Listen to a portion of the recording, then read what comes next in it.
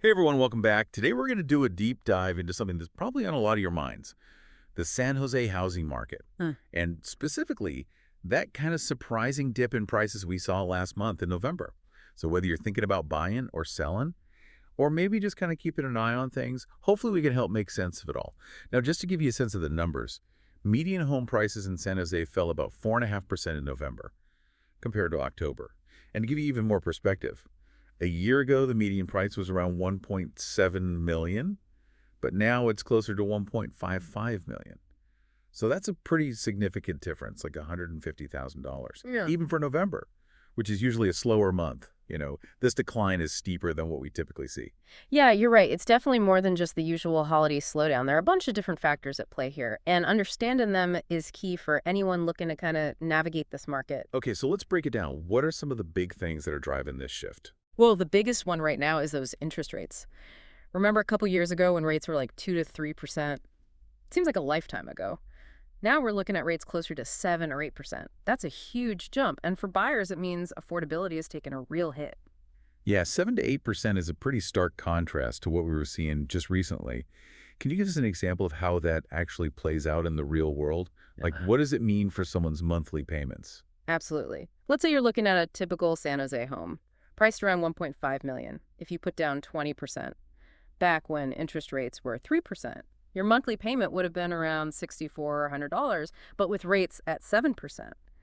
That same house, same down payment, jumps to over $9,700 a month. So that's over $3,000 more every month. So it's no wonder some buyers are hitting the pause button Hmm. and hoping for rates to come down. Wow, that example really puts things into perspective. Those higher monthly payments are a deal breaker for a lot of people, I'm sure. So interest rates are a major factor. But what else is contributing to this dip? Another piece of the puzzle is that we're seeing inventory levels increase a little bit. Some sellers are getting ahead of the curve. They're sensing the economic uncertainty and deciding to list their homes now, rather than waiting for the spring market. So it's almost like they're thinking, let's get ahead of this potential downturn. Exactly. And this shift in inventory dynamics, it gives buyers more options to choose from, which in turn puts some pressure on sellers to adjust their pricing if they want to stay competitive. So it sounds like there might be some advantages for buyers in this market compared to a few months ago. It's not just about the lower prices, but also having more homes to choose from and potentially more negotiating power. That's a great observation, and we can't ignore the overall economic climate and its impact on the San Jose market. We're seeing tech layoffs, hiring slowdowns, and those kind of loom in recession fears.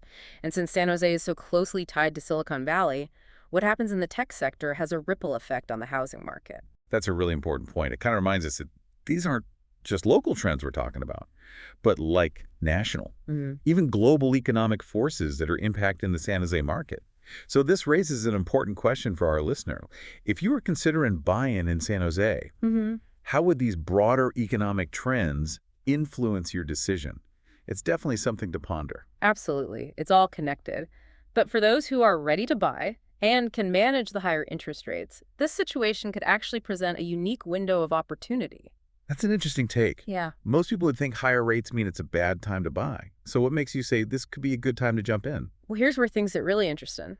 While rates are high now, you can always refinance later if they drop, but the purchase price, that's locked in. And with more inventory available, and some sellers potentially more motivated, there might even be room for negotiation and some enticing deals to be found. That's true. It's all about weighing the pros and cons, isn't it? You might pay a bit more in interest now, but you could potentially snag a home at a lower price than you might have a few months ago. Precisely. And keep in mind, motivated sellers sometimes offer incentives, like closing cost assistance or temporary rate buydowns, to make their properties more attractive. These perks can really help offset some of the costs associated with those higher interest rates. Have you ever considered those options in your own real estate endeavors? Well, I've certainly heard those terms thrown around, but I have to admit, I don't fully grasp what they entail. Could you break those down for me? And for a listener, of course, so we can understand how they might benefit a buyer in this market. Sure. Let's start with closing cost assistance. Basically, this is when the seller agrees to cover some of the buyer's closing costs, which can include things like loan origination fees, appraisal fees, title insurance, and government recording fees.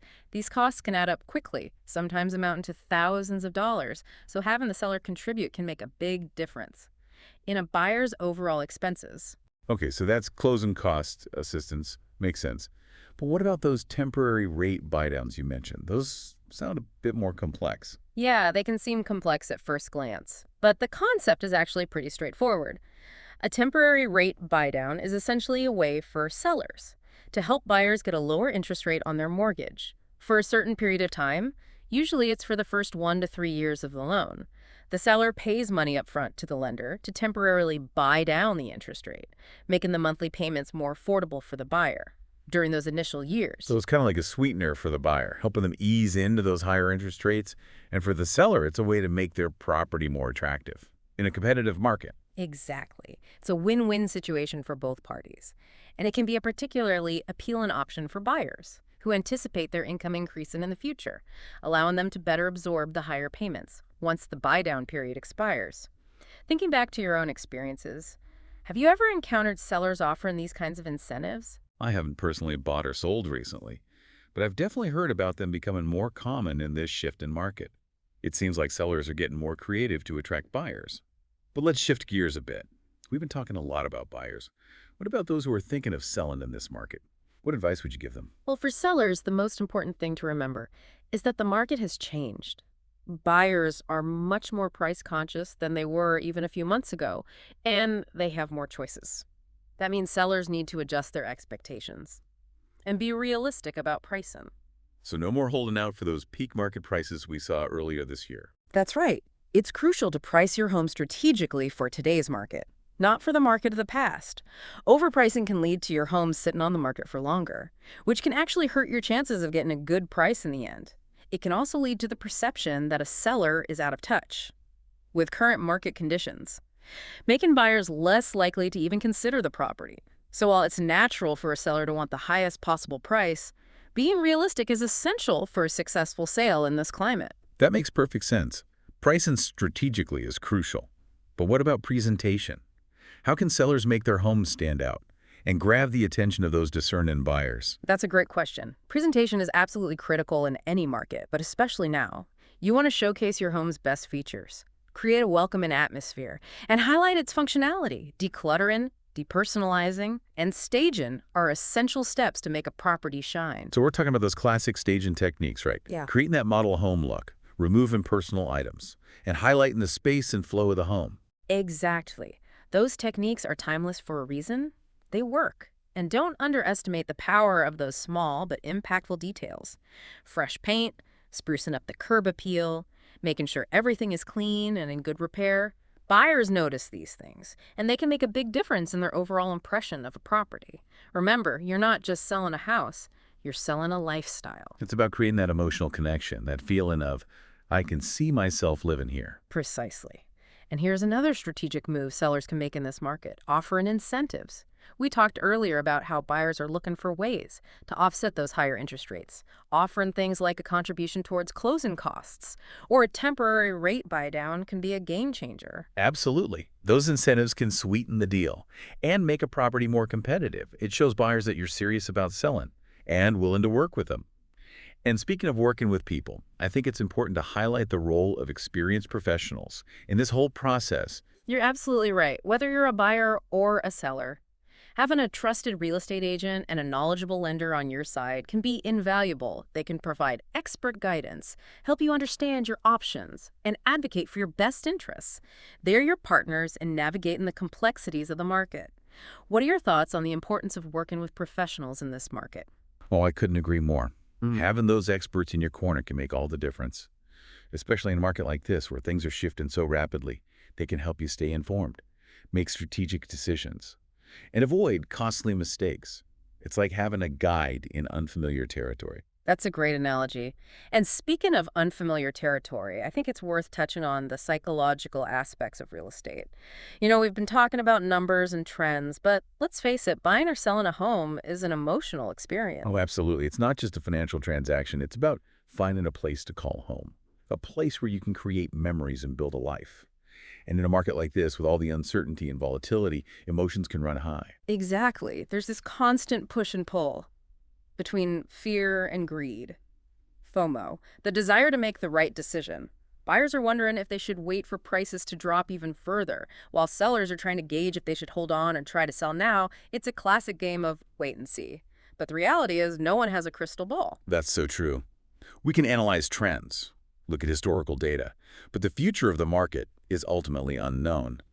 And I think that unknown element is what fuels a lot of the anxiety Yeah. and uncertainty people are feeling right now. You hit the nail on the head, and that's why it's even more crucial to focus on what we can control. We can't predict the future, but we can educate ourselves, work with trusted professionals, get our finances in order, and make decisions that align with our long-term goals. It's about taking a proactive approach, rather than letting fear or uncertainty terrorize us. So for our listener, if you're feeling overwhelmed by all of this information, what's the one piece of advice you would offer? What's the key takeaway you want them to remember? Don't panic. Real estate is a long game, whether you're buying or selling.